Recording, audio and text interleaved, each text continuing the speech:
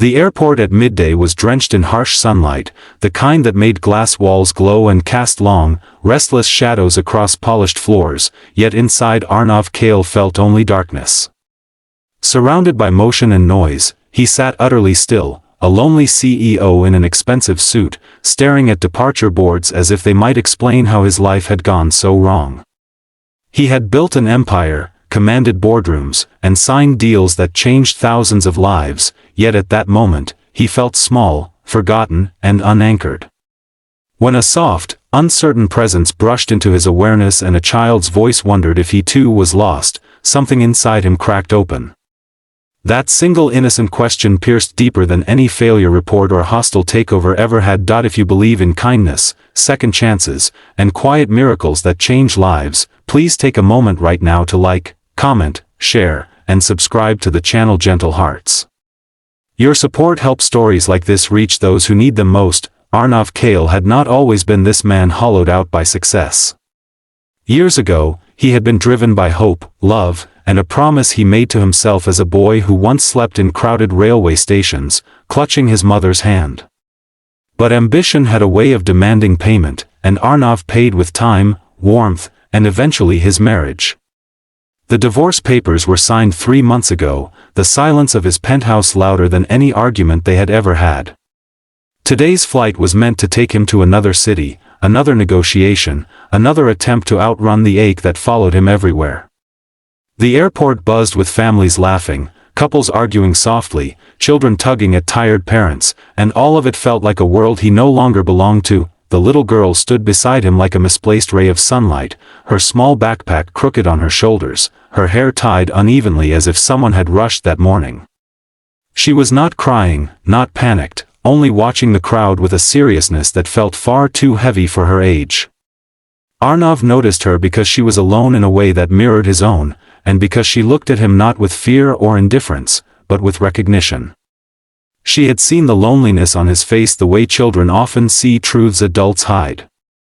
In her eyes, he was not a powerful executive or a stranger in a tailored suit, he was simply another person who seemed unsure of where he was going. That he learned through gentle questions and patient listening that her name was Anya Verne, that she had been separated from her grandmother during the chaos of security checks, and that she had decided, with quiet bravery, to wait rather than wander.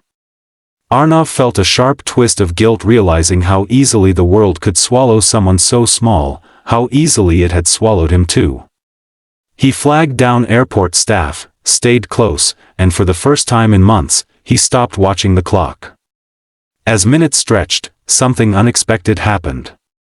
He began to breathe more slowly, to notice the warmth of daylight on his hands, to feel useful not as a CEO but as a human being. As they waited, Anya filled the silence with observations about airplanes looking like metal birds and how the airport smelled like coffee and new shoes. Arnav found himself smiling, a real smile that surprised him. He told her, not in grand speeches but simple truths, that sometimes adults also feel lost even when they pretend not to be. He realized how rarely anyone had spoken to him without wanting something in return. There was no agenda in her curiosity, no calculation. Just presence. In that space, the weight of his recent failures softened, replaced by a fragile sense of connection he had forgotten was possible. When her grandmother finally arrived, breathless and tearful with relief, gratitude poured out in words and trembling hands.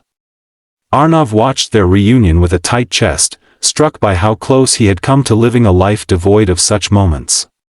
He expected the feeling to pass once they left, but it didn't. Instead, it followed him as he walked toward his gate, as if the universe had nudged him awake. Sitting there, he stared at his boarding pass and felt a sudden, overwhelming resistance. The thought of boarding that plane felt wrong, like stepping back into a life that no longer fit. For the first time in decades, Arnav made a decision without consulting advisors or profit margins. He canceled the flight. He left the airport and stepped into the bright afternoon, letting the city's noise wash over him like a baptism. In the days that followed, he took a leave from his company, something he had never imagined doing. He visited shelters, funded child safety programs at transport hubs, and began mentoring young leaders with an emphasis not on growth alone but on humanity. His colleagues were stunned by the transformation, but Arnav felt lighter, anchored by a purpose that extended beyond balance sheets. Weeks later, a handwritten card arrived at his office, decorated with uneven stars and hearts. Anya's grandmother had sent it, thanking him again and including a drawing of an airplane with two figures holding hands beneath a sun. Arnav kept it on his desk, a reminder that being found sometimes begins with admitting you are lost.